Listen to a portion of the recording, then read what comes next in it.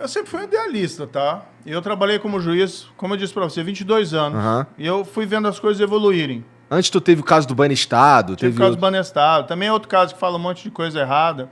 No fundo, assim, a gente fez as tripas coração no caso do Banestado, que foi começo lá dos anos 2003 por aí, né? A gente prendeu os maiores doleiros do país na época. Ninguém mexia com esses caras. E esses caras... Não é só mandar dólar para o exterior de maneira fraudulenta, né? Por que vai incomodar o doleiro que vende $1 ali fora do sistema oficial? Não, é o pessoal que lavava dinheiro. É diferente. Lavava dinheiro de droga, lavava dinheiro de corrupção. E a gente foi mexer com esses caras. Ninguém mexia. Até tem uma história que é bacana, né? Que é a seguinte. Teve esse escândalo do Banestado. Aí os processos eles estavam lá em Foz do Iguaçu, da Polícia Federal. Estavam meio mortos. Mas teve uma grande repercussão na imprensa. Tem que fazer alguma coisa. Aí, na época, a Justiça Federal resolveu especializar algumas varas em lavagem de dinheiro e crime financeiro. E em Curitiba escolheram a minha. Aí vieram todos aqueles Isso é inquéritos. aleatório? Eles escolheram, na época, a minha vara lá. Mas a tua vara tinha coisa a ver com anticorrupção, não é? Não era um... Na época não tinha. Foi daí que especializaram. Tá. E daí que começou a ser só isso, Tá. entendeu? Aí criaram essa vara especializada.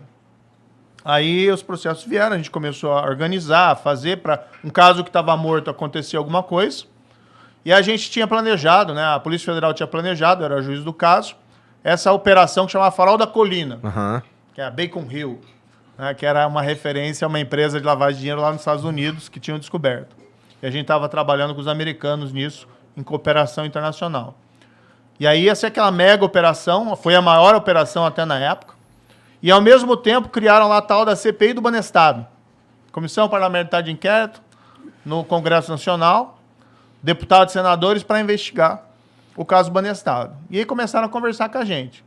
Teve um deputado que teve a cara de pau, um deputado do PT, teve a cara de pau de falar comigo lá em Curitiba. E isso tem um delegado que ele recebeu a mesma mensagem. O deputado foi pedir para nós lá, olha, será que vocês podem diminuir um pouco a lista dos doleiros a serem presos?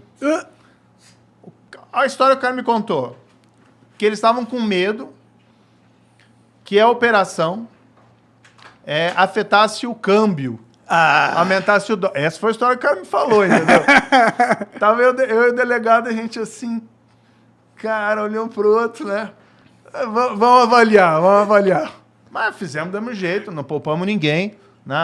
Decretei lá as prisões que foram pedidas, foram os 60 e tantos mandados. Na época foram presos os maiores doleiros do país. Tinha um aqui que em São Paulo, que era famoso na época, que tinha supostamente envolvimento em lavagem de dinheiro de valor de corrupção de juiz, que era o Toninho Barcelona. O pessoal vai se lembrar disso e tal. Tinha doleiro que a gente sabia que estava envolvido em lavagem de dinheiro de político. Então foi uma mega operação. Mas ainda assim... Desculpa. Opa, desculpa. Não, desculpa, te cortei. Eu tô falando muito, né? Não, fica à vontade, cara. A gente quer que você fale mesmo. É que eu só fiquei curioso como que era a cara dos caras quando eles percebiam que não ia ser do jeito que era sempre, entendeu? Porque você deve ter tido várias cenas assim, né? Você interrogou a galera, né? Foi, né? Deve ter... Como que é? Porque é interessante. Como que um cara que tá acostumado com impunidade reage quando ele percebe que uma mata acabou? Como que é isso? Mas até para te responder a primeira pergunta, eu acabei entrando num longa história, né? Não respondi. Mas assim, mesmo a gente fazendo todo aquele esforço, o sistema legislativo não propiciava que as pessoas que cometessem crimes lá na época do Banestado fossem de fato punidas. Então, muita pouca gente, apesar das várias investigações, né, muita pouca gente acabou realmente cumprindo pena. Muita gente foi presa, alguns cumpriram pena e tal, etc. A gente fez as tripas coração, Ministério Público, polícia, mas muita gente acabou escapando, porque, por exemplo, você julgava o processo, sentenciava, aí apelavam lá para um tribunal e demorava anos e nunca acontecia nada, entendeu? Então você vai gerando em você um sentimento assim de indignação, sabe? Com a injustiça. E aquilo vai mexendo com você. Tá? Então, quando chegou daí a Lava Jato e as coisas começaram a funcionar, as coisas começaram a andar, e você começa a ver o resultado. Pô, teve gerente da Petrobras que recebeu 100 milhões de dólares em suborno, em propina. Caralho, 100 milhões de dólares é dinheiro. Cara, cara tinha parece conta. coisa que tem a ver com cartel de drogas internacional. Isso é muito Você dinheiro. acha que tá maluco, é muito dinheiro. É muito dinheiro. E aí que vem outra história. Então, tem esse sentimento de indignação, e acho que não era só meu, tinha do Ministério Público, da polícia. Daí, quando a gente começou a ver as coisas acontecerem, puxa, vamos trabalhar para a gente mudar realmente. A gente queria mudar o país de um jeito positivo. A pessoa, projeto de poder nada. O que a gente queria é a lei sendo aplicada. Né? A gente tem aquela satisfação de ver assim um país diferente. Se vocês repararem, tem uns filmes em Hollywood, tá? Que acaba com o criminoso pousando de avião Se no dando Rio bem. de Janeiro. Ah, Não tem. aqui é conhecido como paraíso de não vai dar nada, né? Não vai dar nada. O cara fugindo pro Brasil da polícia no exterior. Tem um filme que eu acho que não é da época de vocês, que é o do Tom Hanks, o mais antigo. Ele ainda não estava mega famoso, né? Que é Um Dia a Casa Cai. E é mais ou menos a história assim, eles compram uma casa, eles querem comprar aquela casa dos sonhos, aí compram uma casa, e a comédia do filme é que a casa começa a cair aos pedaços. E o corretor que vende a casa desaparece. Daí tem uma cena do filme lá que, mas cadê o cara, né? Cadê o corretor? Ah, fugiu pro Brasil. Putz. Aí o Tom Hanks assim até fala, nada sutil, não, mas não tem polícia lá, né? Não tem justiça. Cara, às vezes parece que não tem. E agora você tem essa reação. Mas na Lava Jato, não. Na Lava Jato, você estava me perguntando, né? As pessoas começaram a mudar.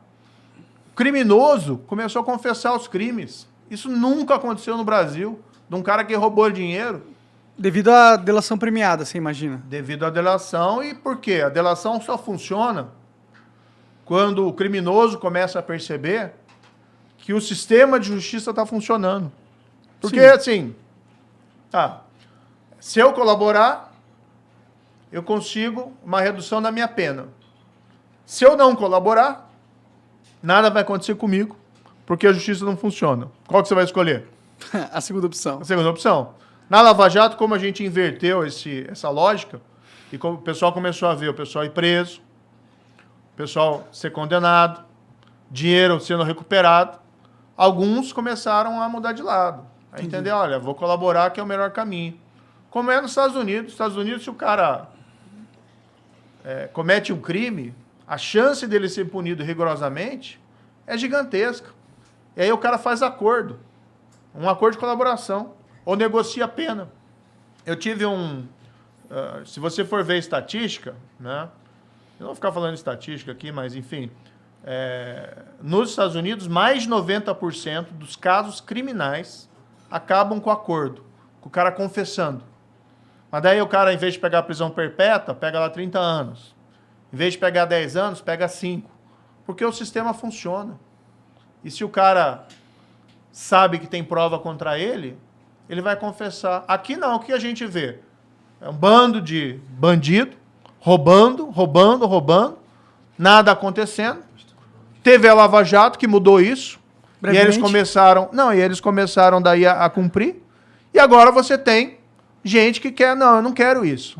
Eu não quero responder pelos meus crimes. Eu quero ficar impune. Eu quero meus 100 milhões de dólares lá na conta na Suíça sem ser incomodado. Sim. É isso que está acontecendo, infelizmente. Teve muita, assim, do valor, da grana que foi desviada, teve qual o tamanho do pedaço que a gente conseguiu recuperar, cara?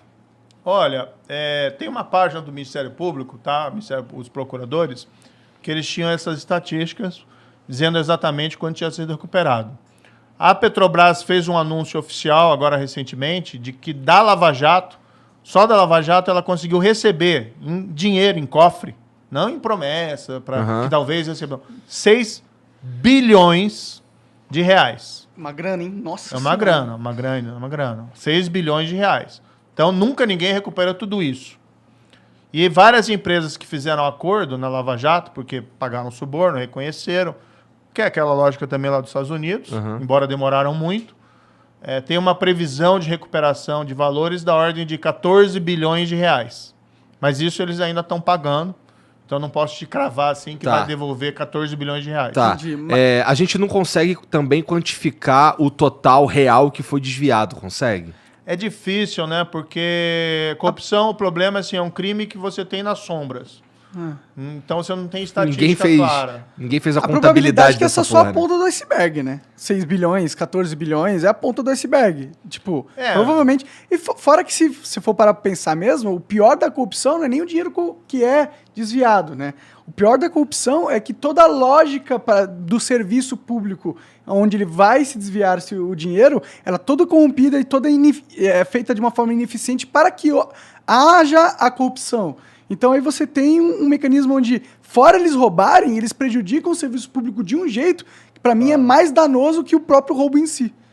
Não, você tem toda a razão. Tem um problema que é o desperdício.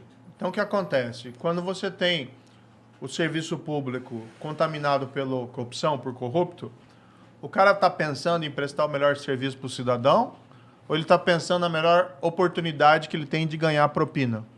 É isso que a gente viu muito no caso da Petrobras, mas também em outros casos. Para te dar um exemplo aqui que ficou famoso, que foi a Petrobras comprou uma refinaria no exterior, que é a tal da refinaria da Passadina, que ficou famoso. Tá? Uma refinaria toda acabada, toda fodida, tudo mais. Sabe como é que a gente acabou revendendo mais barato que a gente pagou, né? Exatamente. Sabe como é que era o apelido da refinaria que eles chamavam? Internamente, lá na Petrobras? Ruivinha. Ruivinha. Por causa da ferrugem. Putz. Tava tudo enferrujado. Puta, Daí, assim, então os caras sabiam, né? Os caras não sabiam totalmente. Eles até confessaram. Né? Sim, Tem gente que confessou que recebeu suborno da empresa vendedora, que vendeu para a Petrobras. Né? Chamavam de Ruivinha. Tá? E assim, o que eu entendi daquela história? Eles quiseram comprar uma refinaria velha, e daí por valor acima do que era, tanto que depois venderam por valor menor, mas porque o cara estava pensando no contrato de reforma da refinaria, porque ia ser o outro, aí que ia ser o esquemão, quer dizer, a compra da refinaria, que já era um esquemão, para eles era um esqueminha. Caralho. Daí eles queriam a reforma, um contrato de reforma, que aí ia ser o grande esquema. Então você procura uma refinaria velha. É como se você fosse alguém te dá dinheiro para comprar um carro, um amigo teu. E aí, em vez de você comprar um carro novo, você compra um carro velho, e daí você vai pro teu amigo, só encontrei um carro velho, você me dá mais dinheiro para reformar o carro? Né? E você vai embolsando esse dinheiro. Então, quando a gente fala no valor do suborno que você recuperou, é uma coisa. O valor do prejuízo, isso aí deve ser umas 10 vezes mais. Nossa,